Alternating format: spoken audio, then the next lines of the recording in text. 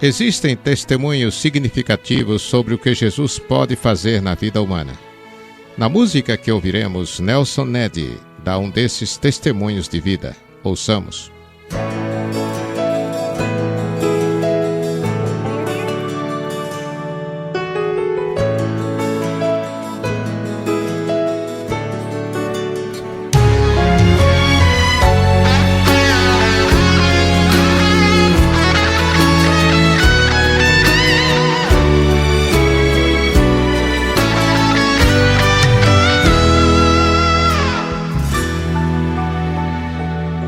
Senhor Jesus, Tu és a minha adoração.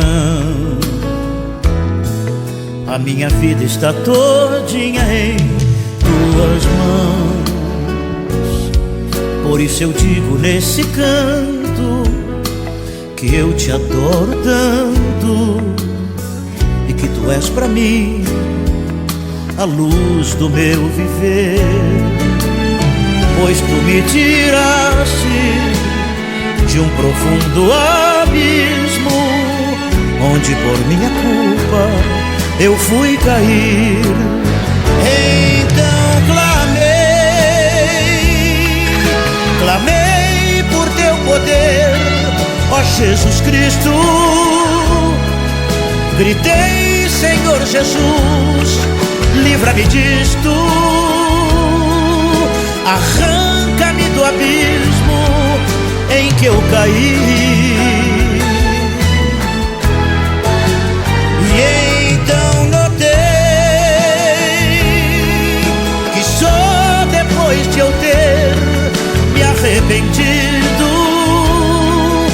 aí então foi que eu fui socorrido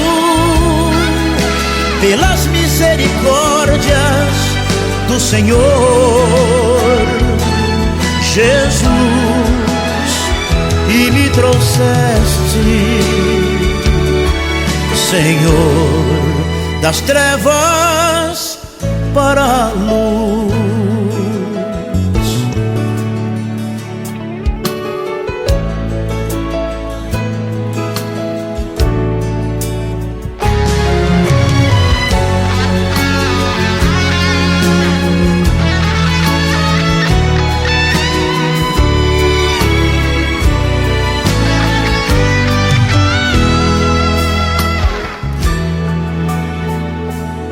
Senhor Jesus, Tu és a minha adoração.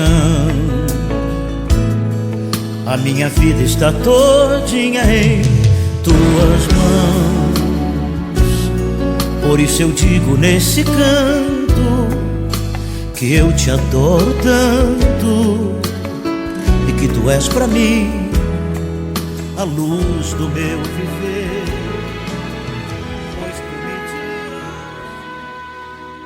Falaremos sobre vença transtornos e contingências.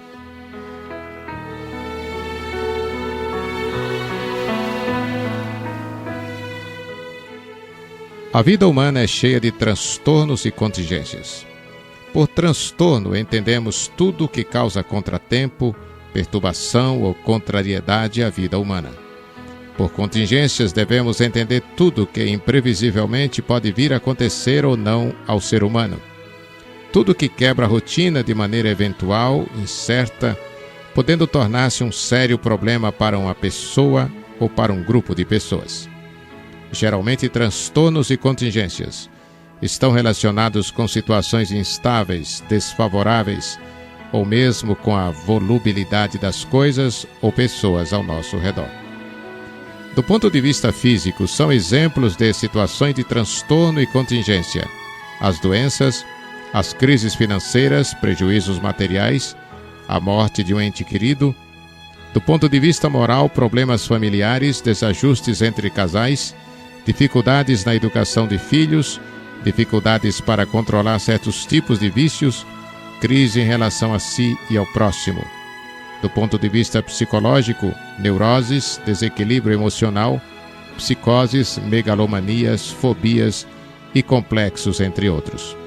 Do ponto de vista espiritual, podem ser transtornos e contingências as dúvidas sobre a fé em Deus, a frieza espiritual, sentimento de culpa em relação ao pecado, dificuldades para adorar e praticar atos religiosos. Diante desse quadro, como o ser humano pode superar transtornos e contingências da vida sem ser dominado por eles?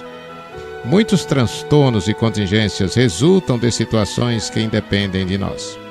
As catástrofes são exemplos disso. A perda de um ente querido, uma doença incurável, o desemprego, são outros exemplos dessa situação.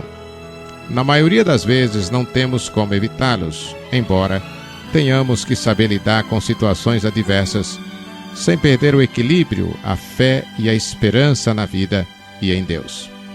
Existem transtornos e contingências, porém, que como inimigos esperados ou não, surgem diante de nós e ameaçam a nossa segurança. Para vencê-los e continuarmos vivendo, é preciso que reconheçamos quem ou quais são os inimigos de nossa vida. Sem identificarmos esses inimigos, poderemos fracassar em nossas tentativas de recuperar a normalidade da vida. A verdade, todavia, é que nem sempre queremos identificá-los ou temos coragem para fazer isso, embora seja uma necessidade. Porque nem sempre queremos identificar ou enfrentar os inimigos de nossa vida que nos causam dificuldades para viver.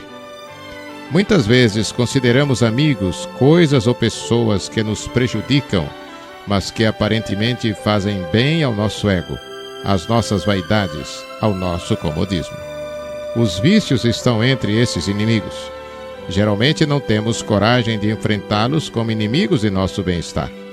Aparentemente, às vezes, certos inimigos da vida nos parecem agradáveis, simpáticos, companheiros, ou mesmo muletas capazes de nos ajudar a superar determinadas situações de medo ou momentos de fragilidade. É assim que agimos em relação ao vício do fumo, da bebida alcoólica, das drogas alucinógenas, por exemplo. Nem sempre os inimigos do nosso bem-estar são coisas ruins ou maus hábitos e costumes, ou mesmo pessoas que nos prejudicam. Mas é nossa língua desenfreada e maldosa, o nosso comodismo, o nosso egoísmo, o nosso tradicionalismo, a nossa intransigência em relação à moral ou à própria religião que abraçamos. É preciso reconhecer que esses valores podem estar determinando o nosso futuro e o nosso relacionamento com a vida ao nosso redor de maneira negativa, prejudicial, causando-nos transtornos e situações de contingência em nossa casa, em nosso trabalho, em nossa vizinhança, em qualquer lugar.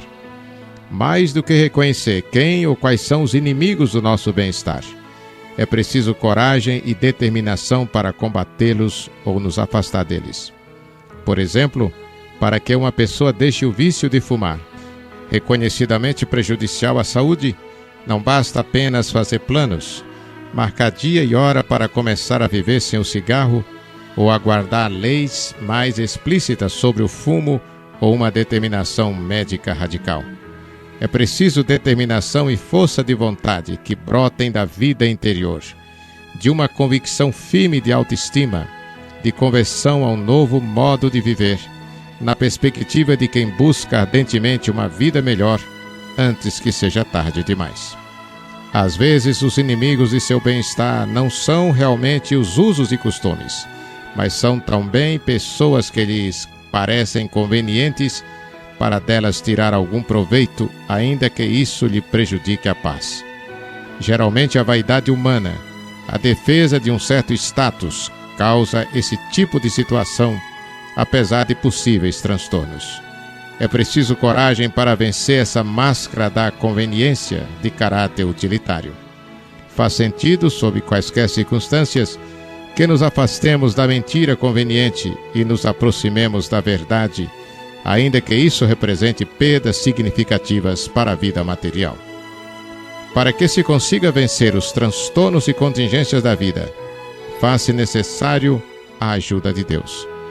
Acima de tudo, além dos esforços pessoais, da boa vontade de amigos e parentes, da ajuda de especialistas em saúde, ou quaisquer outros que se tornem humanamente necessários, porque se o Senhor Deus não construir a casa, é inútil o trabalho dos que a edificam, já dizia o salmista. quaisquer que sejam as origens dos transtornos e contingências da vida. Somente Deus poderá dar ao ser humano a força necessária para superar o obstáculo, para resistir às tentações e às provações da vida. Para que Deus construa sua casa sobre uma rocha sólida, que resista aos ventos do pessimismo, da soberba, da arrogância, da dúvida, da falta de coragem e outros. Cumpra os imperativos expostos pela sua palavra.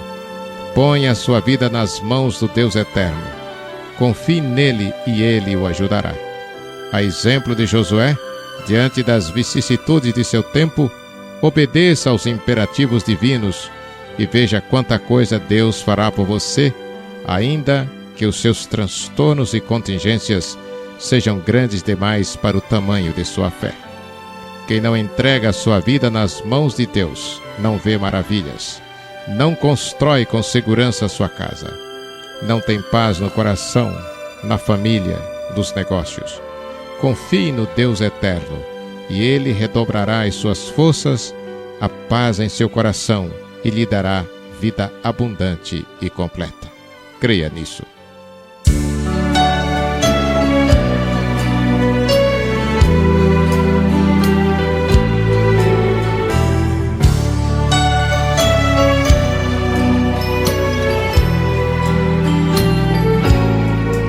A minha alma estava longe dos caminhos do Senhor. Eu era cego e desprezível, pecador. Mas Jesus transformou minhas trevas em luz, quando estendeu a sua mão para mim. Quando Jesus estendeu a sua mão,